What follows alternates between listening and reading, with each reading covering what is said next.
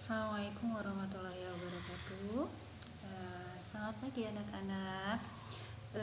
Baik, hari ini kita akan belajar ya mata pelajaran ilmu kesehatan masyarakat. Jadi di pertemuan ini kita akan melanjutkan pertemuan kemarin ya. Nah, hari ini kita akan membahas tentang apa aja penyakit-penyakit yang bisa ditimbulkan akibat dari sebuah pekerjaan. Yang punya buku di rumah, silakan buka bukunya karena sudah tertera di sini ya. Buku Ilmu Kesehatan Masyarakat. Tepatnya kita akan belajar di halaman 87 ya sampai dengan halaman 92. Jadi di sini kita akan mempelajari apa aja penyakit-penyakit yang bisa ditimbulkan akibat dari sebuah pekerjaan. Nah, di laptop Ibu ini sudah ada materi juga, dan materi ini Ibu dapatkan dari web ya. Jadi nanti Ibu share juga di Google Class. Silakan dibaca-baca materinya nanti yang Ibu share di Google Class, termasuk juga video tentang penjelasan Ibu ini. Ya, jadi nanti ada 3 bahan materi yang Ibu masukkan di Google Class. Mohon dipelajari dengan baik, kemudian dipahami, dan apabila ada pertanyaan silakan bertanya ya. Kita tanya jawab, kita diskusi, dan kita sharing di sini. Jadi di sini kita akan mengidentifikasi apa aja sih penyakit-penyakit yang timbul akibat dari sebuah pekerjaan. Jadi yang perlu kita bahas terlebih dahulu itu adalah faktor penyebabnya. Jadi apa aja faktor penyebab terjadinya penyakit dari pekerjaan ini ya. Jadi faktor-faktor penyebabnya itu ada beberapa. Bisa dari faktor fisik ya. Contoh kalau dari faktor fisik itu kan seperti misalnya di sebuah pekerjaan itu bising. Nah, kebisingan tuh ya. Kemudian yang kedua, getaran yang sangat tinggi. Nah, kemudian ada lagi yaitu radiasi.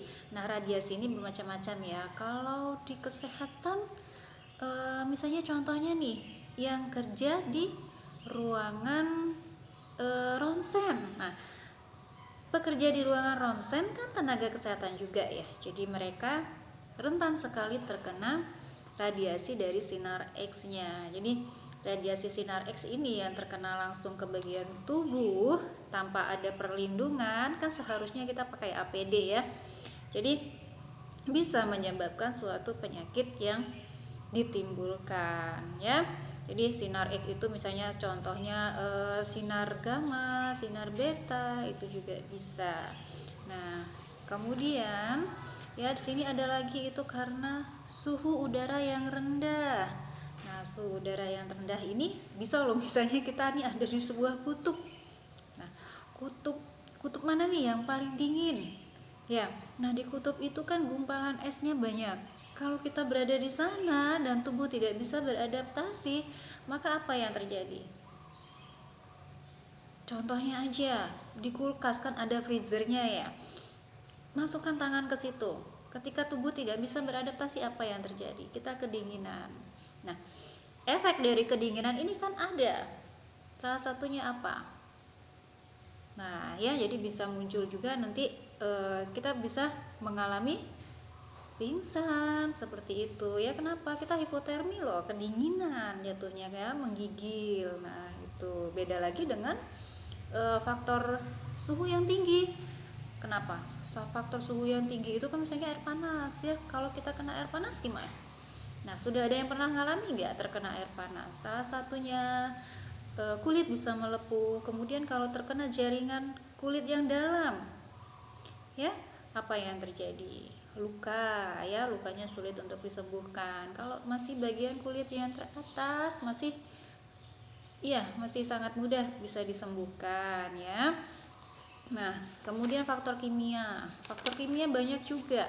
Misalnya salah satunya dari gas. Nah, gas ini juga bisa menimbulkan penyakit ya. Ya, terhirup gas yang berlebihan, apa yang terjadi? Tuh, bisa gangguan pernapasan, paru-parunya terganggu ya. Kemudian bisa juga karena uap. Ya, kemudian cairan atau larutan. Pernah kan dengar larutan formalin nih contohnya. Nah, larutan formalin itu kan reaksinya nggak bagus untuk tubuh ya, jarang sekali digunakan. Nah, kemudian debu ya, kalau dari faktor kimia salah satunya debu. Nah, debu kenapa? Kita kan di sini kondisinya apa? Jangankan di tempat-tempat pekerjaan ya, kita yang sehari-harinya di lingkungan kita di sini, lingkungan kita ini kan debunya banyak sekali. Ya, jalanan yang jelek itu ketika tidak ada hujan, debu yang banyak seperti itu bisa terhirup oleh paru-paru kita, dan kemudian apa? Paru-paru kita itu yang akan mengalami infeksi dari debu tersebut ya. Jadi terinfeksinya paru-paru bukan hanya karena bakteri, bisa juga karena adanya debu tuh ya, atau juga bisa kenapa paru-parunya bisa terinfeksi, adanya cairan yang berlebihan di dalam paru-paru, itu juga bisa ya menyebabkan terjadinya infeksi pada paru-paru. Nah, itu ya. Jadi zat-zat kimia, nah zat-zat kimia ini banyak ya. Amoniak itu juga zat kimia, bisa menyebabkan suatu penyakit pernapasan tuh ya. Kemudian NO2, tahu nggak NO2, nitrogen dioksida. Nah, ini juga bisa menyebabkan kerusakannya bisa permanen pada paru-paru manusia tuh ya.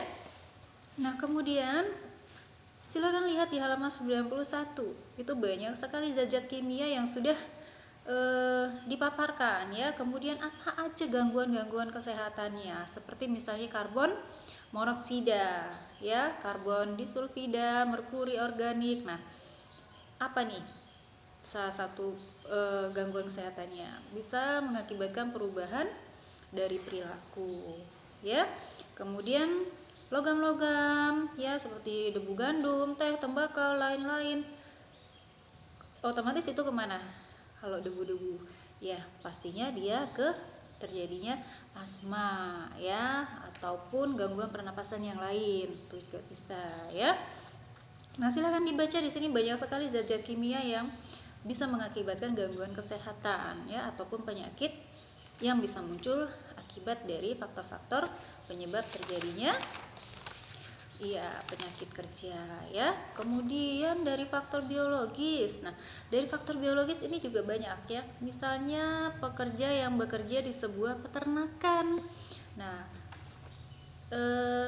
peternakan itu misalnya ya penyakit antraks, tahu kan penyakit antraks. Nah, jadi misalnya dia beternak sapi.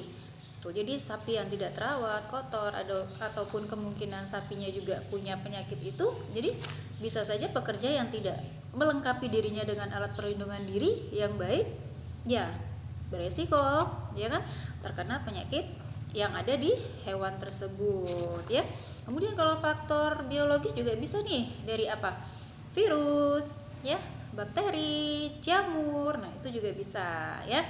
Jadi segala macam yang ada di lingkungan hidup kita ini bisa mengakibatkan adanya penyakit akibat pekerjaan ya. Penyakit lain itu karena faktor apa? Psikologis ya. Contohnya nih gini nih, salah satunya misalnya Ananda semua nanti setelah lulus bekerja bisa di rumah sakit ya kan, bisa di klinik ataupun di tempat-tempat pelayanan kesehatan yang lainnya ya, seperti klinik bidan ataupun di puskesmas. Nah, ada satu orang nih contohnya misalnya ya, Trinur Hasana kerja di sebuah klinik swasta. Nah, klinik swasta ini dimiliki oleh seorang dokter. Nah, atasannya contohnya ya ini ya, jadi atasan ini mempunyai sifat yang sedikit keras, ataupun dia kalau dari segi ininya wataknya suka marah-marah, emosional gitu. Jadi ketika Trinur Hasanah bekerja di sana, beliau merasa tidak nyaman. Jadi seperti ada tekanan di sana. Jadi faktor ini juga bisa mempengaruhi kondisi psikologisnya ya. Karena apa? Adanya tekanan ya, tuntutan yang berlebihan membuat Trinur Hasanah ini merasa dia, loh kok aku terlalu banyak dituntut gitu untuk bekerja. Nah, ini juga bisa mempengaruhi ya faktor stres. Akhirnya dia merasa tidak nyaman di tempat bekerja tersebut gitu ya.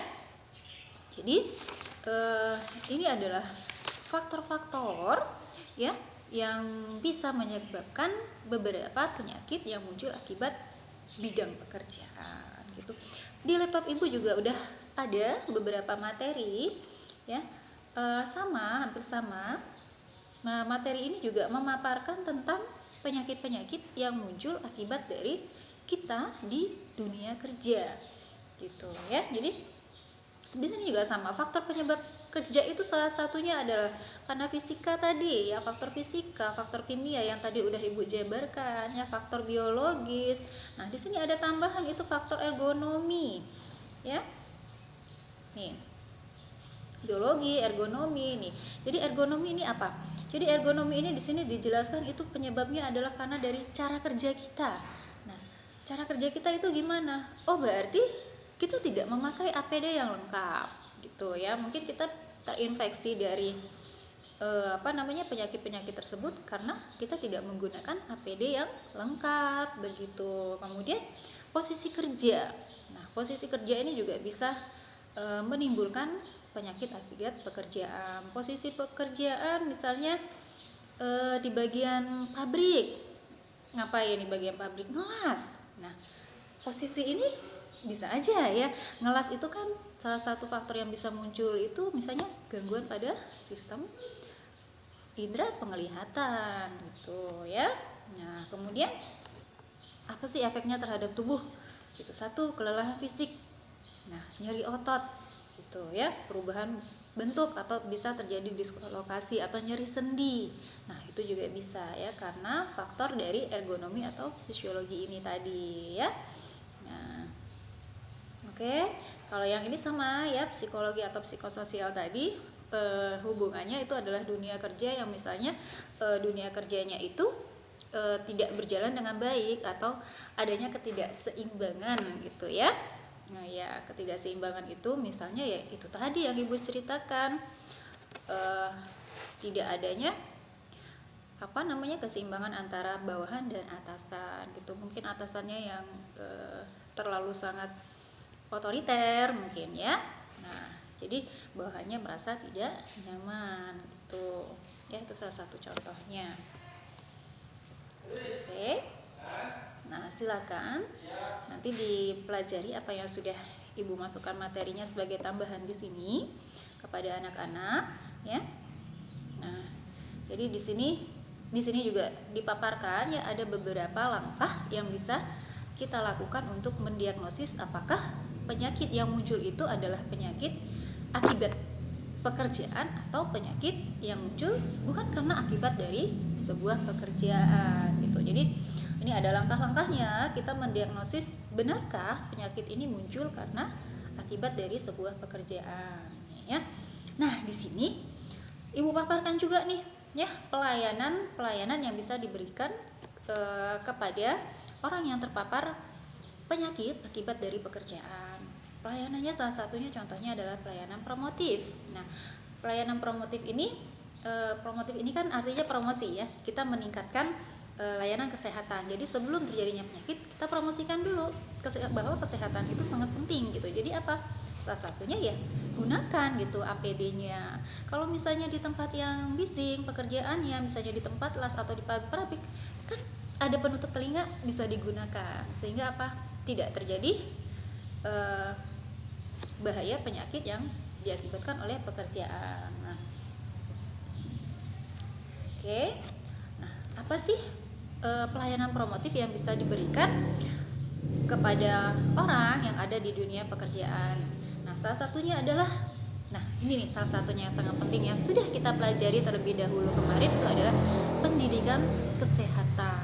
Nah, jadi sebaik mungkin ya di setiap tatanan pekerjaan kita itu memberikan pendidikan kesehatan tentang pentingnya menjaga kesehatan kita, terutama mencegah terjadinya penyakit-penyakit yang timbul atau muncul akibat dari sebuah pekerjaan itu ya. Kemudian pemeliharaan dan peningkatan kondisi lingkungan yang sehat. Jadi bukan hanya individunya yang sehat, tetapi apa? Diupayakan juga kondisi lingkungan tempat tersebut juga sehat ya. Salah satu contoh kecil aja. tentang lingkungan yang sehat itu apa? Sampah, benar ya. Jadi buanglah sampah pada tempatnya. Jadi fungsinya kita membuang sampah pada tempatnya itu sebenarnya bukan cuma menjaga keindahan, tapi adalah kesehatan ya. Buanglah sampah pada tempatnya. Kemudian ketika sampah sudah menumpuk, apa yang harus dilakukan? Kan di kesehatan ada nih cara-cara pemilihan sampah-sampah yang organik dan non-organik. Jadi lakukanlah itu, walaupun itu sebuah anjuran yang sangat sederhana, tetapi itu ada fungsinya, yaitu untuk menjaga kesehatan. Sampah yang tertimbun, kemudian apalagi sampah itu sampah basah, banyak mikroorganisme di sana, dan akhirnya apa? Tersebarlah mikroorganisme tersebut melalui udara, terinfeksi juga akhirnya kan. Jadi salah satunya adalah pemeliharaan kesehatan lingkungan. Nah, ini sangat penting ya. Kemudian peningkatan status kesehatan pada umumnya, perbaikan gizi, ya jelas, nggak mau sakit harus sehat ya. Salah satu kesehatan itu munculnya bisa terjaga karena kita memenuhi kandungan zat gizi ya. Jadi zat gizi itu bisa memperbaiki imunitas tubuh individu. Baik, kemudian olahraga. Nah, olahraga ini sangat penting ya, apalagi sekarang situasinya kita sedang dalam masa pandemi. Jadi olahraga ini sangat membantu tubuh kita untuk lebih bugar ya. Nah, kebugaran inilah yang akan membawa daya tahan tubuh kita lebih baik lagi. Oke. Nah, kemudian ada pelayanan preventif. Nah, pelayanan preventif ini ya, ini juga mencegah ya, bagaimana supaya penyakit yang dialami oleh seseorang di dunia kerja tidak menular kepada orang lain. Nah, itu penting ya. Jadi diberikan pelayanan preventif ini salah satunya adalah untuk mencegah supaya apa? Ini tadi ada nih temennya yang udah terinfeksi misalnya ya, di dunia kesehatan terinfeksi nih temennya gitu, sama-sama perawat. Oh iya, teman aku udah terinfeksi corona ini ya, atau COVID-19 karena apa? Karena beliau udah kontak dengan pasien gitu. Nah, kemudian apa, bagaimana caranya mencegah supaya teman yang lain juga tidak terkena infeksi penyakit tersebut? Nah, itu yang dilakukan ya. Jadi memberikan pelayanan bagaimana caranya infeksi dengan anggota yang lain atau teman yang lain itu tidak terjadi. Oke, itu ya. Baik. Jadi kalau misalnya sudah ada yang terkena, ini apa yang dilakukan? Pemeriksaan kesehatan, itu salah satunya ya. Jadi pemeriksaan kesehatan juga bisa dilakukan secara berkala atau secara rutin. Nah, kemudian apa? Kan akan ada imunisasi nih sekarang, imunisasi COVID-19. Ayo laksanakan ya, ayo kita jalankan. Ini salah satu fungsinya dan gunanya adalah untuk mencegah terjadinya penularan antara teman ya, mungkin antara kita dengan orang. Kan kita sering juga nih kemana? Ke pasar, ya enggak? Kemudian kalau ada kebutuhan ke tempat-tempat umum, sering kita lakukan, ya kan? Jadi pencegahannya agar tidak terjadi penularan terhadap orang lain ya. Oke, kita lanjut, ada pelayanan kuratif. Nah, pelayanan kuratif ini kan sama dengan pengobatan ya. Jadi kalau sudah ada yang terkena di sebuah lingkungan tersebut, misalnya di sebuah rumah sakit tadi, artinya apa? Orang yang terkena tersebut kan mendapatkan pelayanan ya. Pelayanannya salah satunya adalah pengobatan. Jadi dia dilakukan pengobatan sehingga apa? Dia juga mendapatkan kesehatan yang itu adalah hak dia gitu. Oke. Nah, kemudian apa selanjutnya? Rehabilitasi ya. Setelah terjadinya dia terinfeksi sebuah penyakit yang muncul atau yang timbul karena akibat dari pekerjaan yang dia lakukan, jadi ada masanya dia untuk direhabilitasi ya, diistirahatkanlah dia, atau seperti yang sekarang terjadi itu isolasi ya, supaya apa? Supaya dia bisa beristirahat dengan baik, kemudian daya imunitasnya meningkat dengan diberikan suplemen-suplemen vitamin, dan juga dia tidak menularkan apa yang sudah dia dapat kepada orang lain. Jadi rehabilitatif ini artinya direhab. Setelah dia sakit akan ada tahap rehabilitasi ya, supaya apa? Daya imunnya semakin baik, kekuatan tubuhnya semakin baik, dan nanti setelah adanya masa